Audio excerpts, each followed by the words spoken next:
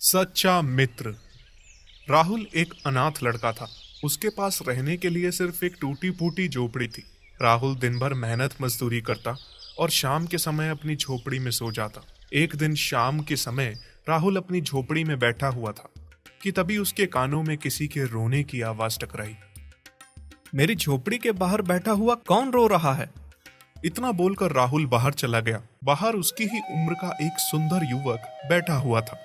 राहुल उसके पास जाकर बोला, कौन हो तुम और तुम रो क्यों रहे हो? मेरा नाम चंदन है। कुछ साल पहले मेरे माता पिता इस संसार को छोड़कर चले गए। उनके जाने के बाद भैया मुझसे बुरा बर्ताव करने लगे और आखिरकार उन्होंने मुझे धक्के देकर बाहर निकाल दिया। राहुल को चंदन पर बहुत तरस आया। चिंता क्यों करते हो तुम? मैं भी अनाथ हूं। तुम चिंता मत करो। आज से तुम मेरे साथ रहना। तुम्हें देखकर ऐसा लग रहा है जैसे तुमने आज सुबह से कुछ नहीं खाया। हाँ, मैं कल रात से भूखा हूं। मैं तुम्हें खाना खिलाता हूं। राहुल चंदन को एक ढाबे पर ले गया। चंदन ने पेट भर खाना खाया और राहुल की झोपड़ी में ही सो गया। अगले दिन चंदन राहुल से बोला, तुमने मेरी मदद क्यों की? इस संसार में कोई भी किसी को बेवजह मदद नहीं करता। ऐसा नहीं है मेरे दोस्त। तुम मेरी झोपड़ी के बाहर बैठे हुए रो रहे थे। तुमने जब मुझे बताया कि तुम्हारे माता पिता इस संसार में नहीं है तो मुझे अपनी माता पिता की याद आ गई। कुछ सालों पहले मैं उन्हें याद करते हुए रोता था। और फिर इस संसार में तुम भी अकेले, मैं भी अकेला। इस नाते हम दोनों दोस्त हुए ना? बिल्कुल, आज से हम पक्के दोस्त हैं। चंदन और राहुल सारे दिन एक दूसरे से बातें करते रहे। अगले दिन चंदन राहुल से बोला, राहुल, तुम काम क्या करते हो? जो काम मिल जाए। सच बोलूं तो मैं मजदूरी करता हूं। मैं किसी भी काम को छोटा नहीं समझता। आज से मैं भी तुम्हारे साथ चलूंगा। नहीं दोस्त, तुम एक धनी परिवार से हो। तुम्हें देखकर लगता है कि तुमने कभी अपने जीवन में मजदूरी नहीं की। तो क्या हुआ, अब कर लूंगा। मैं तुम्हारे ऊपर बोझ नहीं बनना चाहता। चंदन की बात सुनकर राहुल मुस्कुराने लगा। उस दिन के बाद चंदन राहुल के साथ काम पर जाने लगा। कुछ दिनों के बाद वो दोनों और पक्के दोस्त बन गए। एक दिन शाम के समय राहुल और चंदन सड़क पर बैठे हुए थे कि तभी एक लग्जरी कार उनके नजदीक आकर रुक गई। लग्जरी कार के अंदर से एक अमीर दिखने वाला व्यक्ति और महिला बाहर निकल कर आ गए।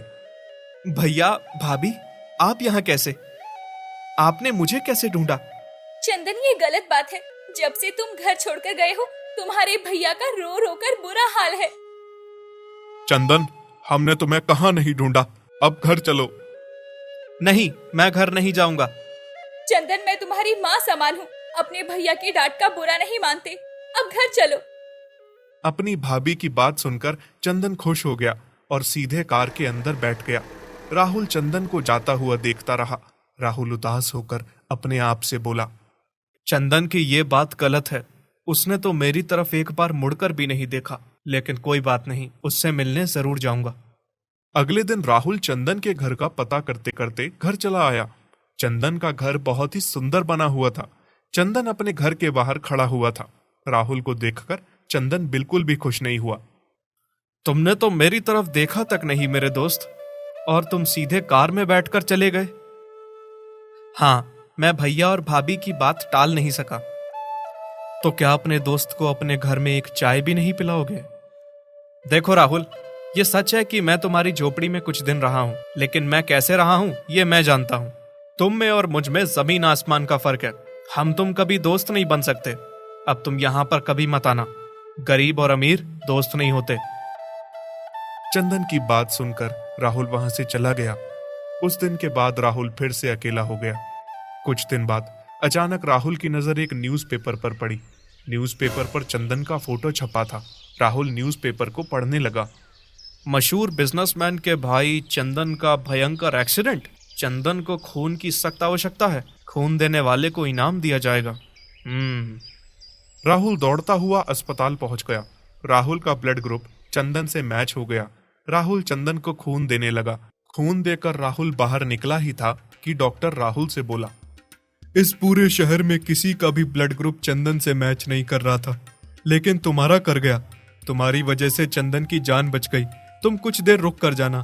चंदन का बड़ा भाई तुम्हें बहुत सारा पैसा देगा। नहीं डॉक्टर साहब, मुझे पैसा नहीं चाहिए। जब चंदन को होश आ जाए तो आप उसे बताना कि उसके दोस्त राहुल ने खून दिया है, मगर पैसे के लालच में नहीं, बल्कि दोस्ती के खातिर। ये और बात है कि चंदन मुझे अपना दोस्त नहीं समझता, लेकिन जब गरीब किसी से दोस्ती करता है ना, तो सच्ची दोस्ती करता है। इतना बोलकर राहुल वहां से चला गया। कुछ दिन बाद चंदन स्वस्थ हो गया। डॉक्टर ने चंदन को सारी बात बता दी। चंदन रोते हुए अपने आप से बोला, मैं राहुल के एहसानों का बदला कभी जिंदगी भर नहीं चुका सकता। जब मैं भूखा था तो उसने मुझे खाना खिलाया और रहने के लिए घर दिया, और बदले में मैंने उसका अपमान करके भगा दिया। आज उसने मुझे अपना खून देकर मेरी जान बचाई। चंदन तुरंत राहुल की झोपड़ी के पास पहुंच गया, मगर उसने देखा झोपड़ी खाली पड़ी थी। चंदन एक व्यक्ति से बोला, यहाँ पर राहुल रहता था? राहुल शहर छोड़कर चला गया। उसने मुझसे कहा था उससे मिलने कोई आएगा तो मुझसे कह देना कि सच्ची दोस्ती इसे ही कहते हैं। चंदन निराश होकर अपने घर चला गया। वो आज भी राहुल को बहुत याद करता है और उसे ढूंढता रहता है।